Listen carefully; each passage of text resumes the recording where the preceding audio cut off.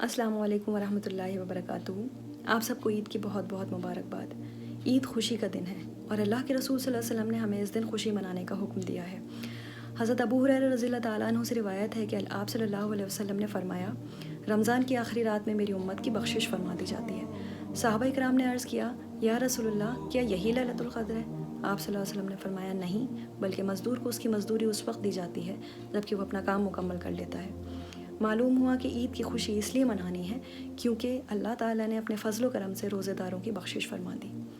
یہ عید کیونکہ دوسری عیدوں سے مختلف ہے اور ہم نماز ادا کرنے عیدگاہ نہیں جا سکتے، لیکن اس کا مطلب یہ نہیں ہے کہ ہم خوشی نہ منائیں۔ آپ صلی اللہ علیہ وسلم کا طریقہ یہ تھا کہ عید کے دن صبح نہا دھو کر مسواک کر کے جو بھی اچھے کپڑے آپ کے پاس موجود ہوتے وہ آپ پہنتے، طاق عدد میں کھجوریں کھاتے اور تکبیر پڑھتے ہوئے عیدگاہ کی طرف تشریف لے جاتے۔ ہم عیدگاہ تو نہیں جا سکتے، لیکن باقی سنتیں تو ہم پوری کر سکتے ہیں۔ اپنے اپنے گھروں میں 2 رکعت نماز نفل ادا کریں، اپنے رشتہ داروں، اپنے ریلیٹیوز کو، اپنے پڑوسیوں کو فون کریں اور ان کو عید کی مبارکباد دیں، اور اللہ تعالیٰ سے دعا کریں کہ امت مسلمہ پر جو کچھ بھی ظلم ہو رہا ہے اس کو ہم سے دور کر دیں، اور غریبوں اور مسکینوں پہ جو بھی ظلم ہے، ان جو بھی پریشانیاں ہیں، ان کو اللہ تعالیٰ اپنے رحم و کرم سے دور کر دیں۔ آمین۔ السلام علیکم ورحمۃ اللہ وبرکاتہ۔ امید ہے کہ آپ سب لوگ خیریت سے ہوں گے انشاءاللہ۔ جس مہینے کا ہمیں سال بھر بے صبری کے ساتھ انتظار ہوتا ہے وہ مہینہ آیا اور اب ہم سے وہ رخصت بھی ہو گیا۔ سوال یہ اٹھتا ہے کہ کیا اس مہینے کی رخصتی کے ساتھ جو تبدیلیاں ہمارے اندر آئی تھیں وہ بھی رخصت ہو جائیں گی یا وہ برقرار رہیں گی؟ وہ ڈیسیجن ہمارا ہے۔ رمضان میں اللہ تعالیٰ نے مومن کے لیے ایک بہت کنٹرولڈ انوائرمنٹ دیا ہوتا ہے، اس میں اللہ تعالیٰ نے شیاطین کو لاکڈ اپ کیا ہوتا ہے، بند کر دیا ہوتا ہے، اور فضا کچھ اس طریقے کی بنائی ہوتی ہے کہ ہر کوئی ایک دوسرے سے نیکی کے کاموں میں سبقت لے جانے کی کوشش میں لگا ہوتا ہے، اس کی دوڑ میں لگا ہوا ہوتا ہے۔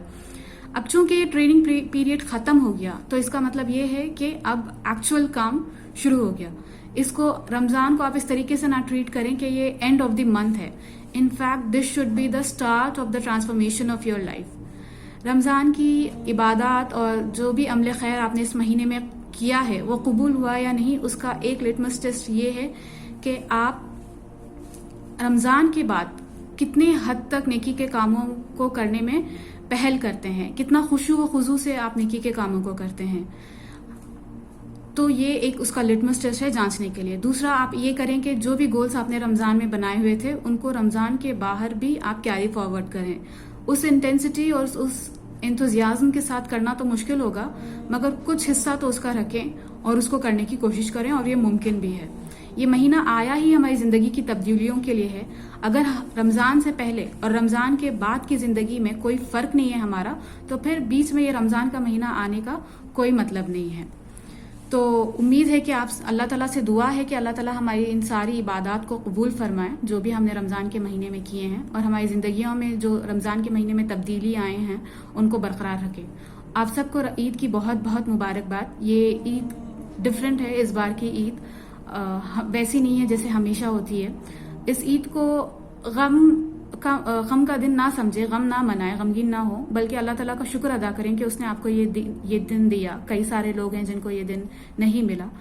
ماڈسٹ وے میں اس کو سیلیبریٹ کریں، اپنے رشتہ داروں کو کال کریں اور ای میل سے گریٹنگ کارڈز بھیجیں، کچھ بھی جیسے بھی جس کریٹو انداز میں بھی آپ سیلیبریٹ کرنا چاہیں، اس عید کو ماڈسٹ وے میں سیلیبریٹ ضرور کریں۔ السلام علیکم ورحمۃ اللہ وبرکاتہ۔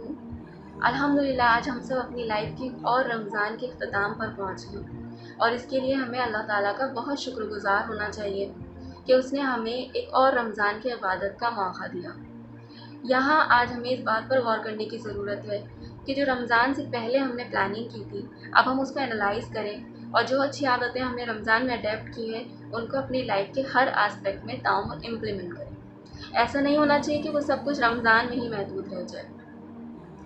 اللہ تعالیٰ نے ہمیں رمضان ایک ٹریننگ کے لیے دیا تھا جو ہمیں یہ سکھاتا ہے کہ ہم کیسے اپنی پرائیورٹیز میں سب سے ٹاپ پر اللہ تعالیٰ کی رضا کو رکھیں اور انکنڈیشنلی اللہ تعالیٰ کے سارے حکموں کی پیروی کریں۔ دوسری بات جو رمضان ہمیں سکھاتا ہے کہ ہم کس طریقے سے قرآن کو اپنا کمپینین بنائیں، یعنی ہم اس کے بعد بھی قرآن کو سمجھ کر پڑھنے والے بنیں اور اس کی تعلیمات کو امپلیمنٹ کرنے والے بنیں۔ جو قرآن کی تعلیمات ہیں ان کے اکارڈنگ ہم انفرادی طور پر اپنی روحانیت کو مضبوط کریں اور سماجی طور پر دنیا کے مسئلے مسائل پر غور و فکر کرنے والے بنیں، انصاف کے لیے، حق کے لیے کھڑے رہنے والے بنیں، بندگان خدا کی مدد کرنے والے بنیں، جو ضرورت مند ہیں ان کی مدد کریں، اپنے والدین کے ساتھ حسن سلوک رکھیں، اپنے گھر میں باہر حسن سلوک رکھیں، ایک اچھے کردار والے بنیں۔ تیسری چیز، ایک حدیث میں ہے کہ رمضان کے مہینے میں اللہ تعالیٰ شیاطین کو زنجیروں میں کس دیتا ہے، لیکن ایک اور اوپوننٹ ہمارے ساتھ رمضان میں رہتا ہے، وہ ہے ہماری نفس۔ تو رمضان کا مہینہ ایک بہت ہی اچھا موقع ہمیں دیتا ہے کہ ہم اپنی نفس کی کمزوریوں کو پہچانیں اور اس پر صبر کرنا سیکھیں، اور اسی صبر کے ساتھ ہم آگے بھی کام لیں۔ تو ہمیں ان سب باتوں کا دھیان رکھنا ہے کہ آگے بھی ہم یہی چیز کو فالو کریں گے اور اپنی زندگی کو خوبصورت بنائیں گے اور دوسروں کی بھی مدد کریں گے۔ اور آخر میں آپ سبھی کو عید کی بہت بہت مبارکباد۔ جزاک اللہ خیر۔ Assalamu alaikum everyone. First of all, Eid Mubarak to all of you. And now that Ramzan has ended, I wanted to talk to you about a few things. I know that because of the lockdown, this Ramzan has been a very, very different one for all of us. But it has also given us a very good opportunity to connect more with the Quran and understand it to another level. So this is what I want to emphasize on, that let us not let that bond, let that connection to fade away, and let us continue reciting and pondering upon those verses, and let us also try to read more of the seerah of the Prophet Muhammad sallallahu alaihi wasallam. Let us try to understand what he was as a human being, and how did he manage all the different aspects of his life.